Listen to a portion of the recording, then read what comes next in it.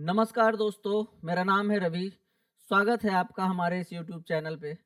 आज हम लोग बात करने वाले हैं हमारे प्रधानमंत्री श्री नरेंद्र मोदी जी का पोलैंड और यूक्रेन विजिट के ऊपर। पोलैंड और यूक्रेन दोनों एडजेसेंट कंट्रीज हैं, दोनों आसपास के कंट्रीज हैं। एक समय दोनों यूएसएसआर के पार्ट हुआ करते थे, जो कि इसमें सिमिलरिटीज इनमें है। दोनों एक समय यूएसएसआर के पार्ट हुआ करते थे। यूक्रेन 1992 में डिसइंटीग्रेट हुआ रसिया से, यूएसएसआर से, और पोलैंड 1918 में हो गया था। अब हमारे प्रधानमंत्री का जो विजिट है, जो ये मूव है, ये पूरे वर्ल्ड मीडिया में एक डिस्कशन का सब्जेक्ट बन गया है। अब इस पे क्या डिस्कस किया जा रहा है, इसके बारे में, इसके बैकग्राउंड के बारे में डिस्कस किया जा रहा है। इसके बैकग्राउंड के साथ-साथ इसके जो कारण हैं, बैकग्राउंड के साथ-साथ जो कारण है इसके विजिट के, उस पे डिस्कस किया जा रहा है। फिर इसके कॉन्सिक्वेंसेस जो हैं, जो इसके परिणाम होंगे, कॉन्सि कॉन्सिक्वेंसेस के ऊपर डिस्कस किया जा रहा है। इसके जो परिणाम होंगे उसके ऊपर डिस्कस किया जा रहा है। तो अगर हम लोग देखें कि लास्ट फ्राइडे, आज, यानी कि आज फ्राइडे को नरेंद्र मोदी जी का विजिट है कीव का। कीव जो कि यूक्रेन का राजधानी है, यूक्रेन का राजधानी है कीव। अब यहाँ विजिट करेंगे आज। इससे जो अपडेट निकल के आएगा वो भी मैं बता दूंगा आपको आगे। अगर वैसा रहा कुछ स्पेशल मूव तो उस पर मैं एक स्पेशल वीडियो बना दूंगा। इसके पहले प्रधानमंत्री मोदी गए पोलैंड। अब अगर हम लोग बात करें, प्रधानमंत्री Modi become the first Indian PM to visit Ukraine after diplomatic relation were established in 1992। जैसा कि हम लोग जानते हैं 1992 में ये यूएसएसआर से अलग हुआ। उसके पहले यूक्रेन जैसा कोई कंट्रीज था नहीं। तो यूएसएसआर से अलग होने के बाद 1992 में यूक्रेन के साथ हमारा सबसे पहला डिप्लोमेटिक जो रिलेशन एस्टैब्लिश हुआ। उसके बाद Narendra Modi is has become the first prime minister of India to visit the Ukraine और कीव, जो राजधानी है यूक्रेन की। उसके बाद हम लोग बात करें on July 6 Modi meets president Putin in Moscow. अब देखिए, जस्ट आफ्टर 1 मंथ प्रधानमंत्री मोदी यूक्रेन गए हैं। और हम लोग सब जान रहे हैं कि यूक्रेन और रसिया के बीच में बहुत जबरदस्त युद्ध चल रहा है। अब 1 महीने पहले रसिया जाते हैं मोदी जी, उसके बाद सीधा यूक्रेन जाते हैं। तो इसके क्या कारण हो सकते हैं, इसके बारे में हम लोग यहाँ पे चर्चा करेंगे, डीपली चर्चा करेंगे। तो चलिए आगे हम लोग बात करते हैं। Does PM Modi visit signal a break from India's traditional foreign policy stance on Ukraine and Poland. कहा जा रहा है, अगर हम लोग बात करें कि क्या ये नरेंद्र मोदी का जो विजिट है, ये कोई सिग्नल है एक ब्रेक लेने का, जो कि ट्रेडिशनल फॉरेन पॉलिसी हमारा रहा है इंडिया का, डिफेंसिव पॉलिसी, या फिर जिस तरह का हमारा फॉरेन पॉलिसी रहा है, फॉरेन पॉलिसी जो रहा है, इसको तोड़ने का, इसको चेंज करने का एक तरीका है क्या ये? तो no, it's not a traditional move. Yes, it's not a traditional move. ये ट्रेडिशनल मूव नहीं है। India was close to Soviet Union. Obviously India was close to Soviet Union, जो कि सोवियत यूनियन ने हमारे कई जगह पे मदद करी है।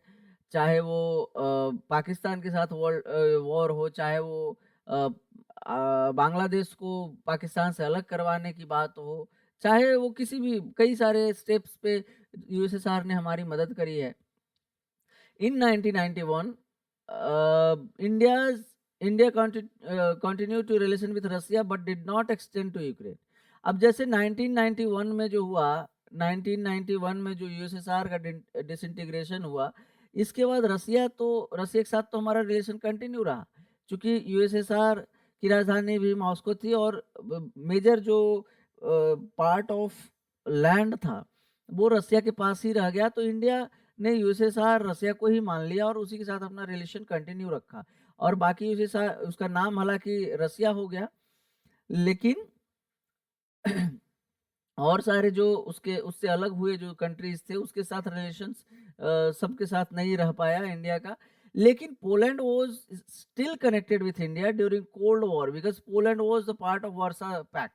वार्सा पैक्ट जो था, इसका चूंकि पोलैंड एक पार्टनर था, इसका एक मेंबर था, तो इस कारण इंडिया का डीप कनेक्शन रह गया पोलैंड के साथ, और हम लोग पोलैंड के साथ ऑब्वियसली बिजनेस भी कर रहे थे, अपना टाइज भी बढ़ा रहे थे।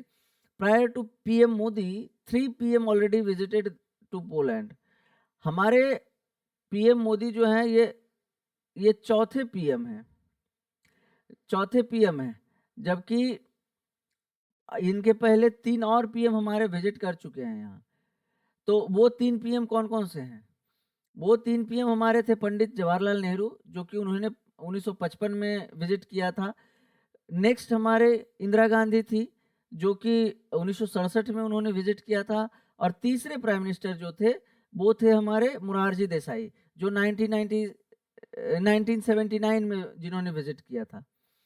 तो इस तरह से हमारे प्रधानमंत्री मोदी जो हुए, ये चौथे प्राइम मिनिस्टर हो गए जिन्होंने विजिट किया इसको, पोलैंड को।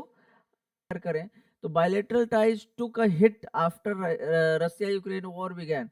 जैसे हमारा जो है यूक्रेन के साथ पहले 3.39 बिलियन डॉलर का यूएस डॉलर का ट्रेड था रसिया के साथ, सॉरी यूक्रेन के साथ, लेकिन ये घट करके ये था हमारा 2022 में, और 2024 में अभी हमारा 0.71 हो गया, जो कि काफ़ी घट गया है हमारा ट्रेड इसके साथ, यूक्रेन के साथ।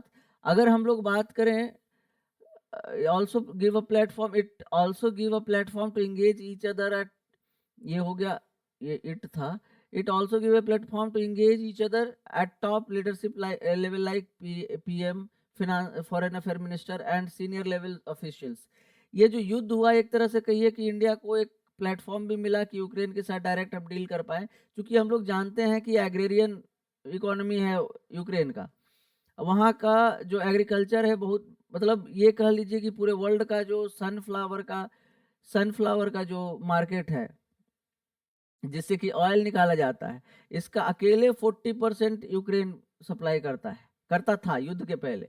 तो ये टोटल एग्रेरियन मार्केट है, यहाँ से हमारा ट्रेड बढ़ सकता है। तो ये जो युद्ध है, एक तरह से कहिए कि हमारे पास एक प्लेटफॉर्म आ गया कि हम डायरेक्ट बात करें यूक्रेन के साथ और अपना एंगेजमेंट बढ़ाएं। आगे अगर हम लोग बात करें, New Delhi has framed PM Modi visit to Kyiv as a part of progression of improving relation post war in the sector of agriculture, defence and industrial cooperation. जैसा कि हमने आपको पहले बोला कि एग्रीकल्चर, चूंकि एग्रेरियन मार्केट है यूक्रेन का। नेक्स्ट अगर हम लोग डिफेंस की बात करें, तो डिफेंस, तो आज जैसे युद्ध हो रहा है, अगर यूक्रेन सेल्फ रिलायंट होता डिफेंस सेक्टर में, या उसके पास अच्छी खासी कैपेसिटी होती डिफेंस सेक्टर की, तो आज वो वेस्ट से हेल्प नहीं ले रहा होता। लेकिन चूंकि उसके पास कैपेसिटी नहीं है, तो वेस्ट से उसको हेल्प लेना पड़ रहा है और दूसरे के ऊपर रिलाई करना पड़ रहा है। नेक्स्ट है industrial cooperation. Industry in terms of anything, तो किसी भी इंडस्ट्री के तौर पे हम लोग एक दूसरे के साथ जुड़ सकते हैं, आगे काम कर सकते हैं। ये एक अच्छा प्लेटफॉर्म हम लोग को मिला है। नेक्स्ट हम लोग बात करें कि could Modi visit to Ukraine impact India relation with Russia in any way? No, its answer is absolutely no. Never Modi visit to Ukraine impact India relation with Russia. But क्यों हमारा रिलेशन यूक्रेन के साथ अगर बढ़ रहा है, तो रसिया के साथ क्यों नहीं वो इम्पैक्ट कर सकता है? तो इसको ऐसे समझिए, एक कोट है फॉरेन रिलेशनशिप में, इंटरनेशनल रिलेशनशिप में कहा जाता है कि there is nothing like a love in international relations.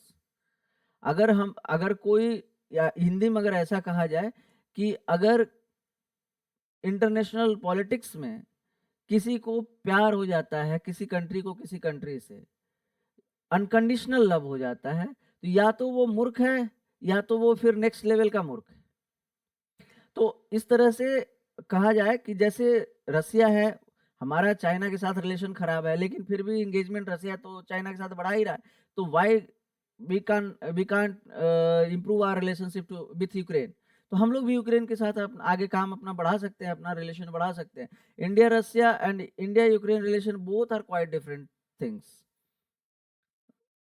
If New Delhi wants to play peacemaker, PM Modi said in Warsaw on Thursday that India supports dialogue and diplomacy for the early restoration of peace and stability. Modi, जैसा कि हमने पहले भी एक video बना रखा है, अगर आपको देखना होगा तो मेरे मेरा पहले एक वीडियो बना हुआ है, उसमें आप देख सकते हैं कि हमने पहले भी बताया था कि इंडिया का जो स्टैंड है ये बिल्कुल क्लियर है कि हम लोग डायरेक्ट तो मध्यस्थ नहीं बन सकते किसी भी दो युद्ध में ग्रसित कंट्रीज के बीच में।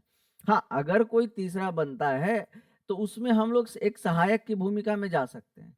तो इस तरह से अगर हम लोग बात करें तो इंडिया सीधा सीधा कह दिया कि dialogue and diplomacy for the early restoration of the peace and stability. हम लोग पीस एंड डिप्लोमेसी के, डायलॉग एंड डिप्लोमेसी के पक्षधर हैं, ना कि युद्ध के पक्षधर हैं। इसी के साथ हम अपने वीडियो का अंत करते हैं। हमारे वीडियो को ज़्यादा से ज़्यादा लाइक कीजिए, सब्सक्राइब कीजिए हमारे चैनल को और शेयर कीजिए ताकि और लोगों को भी लाभ हो सके। इसी के साथ मैं अपने वीडियो का अंत करता हूँ। धन्यवाद।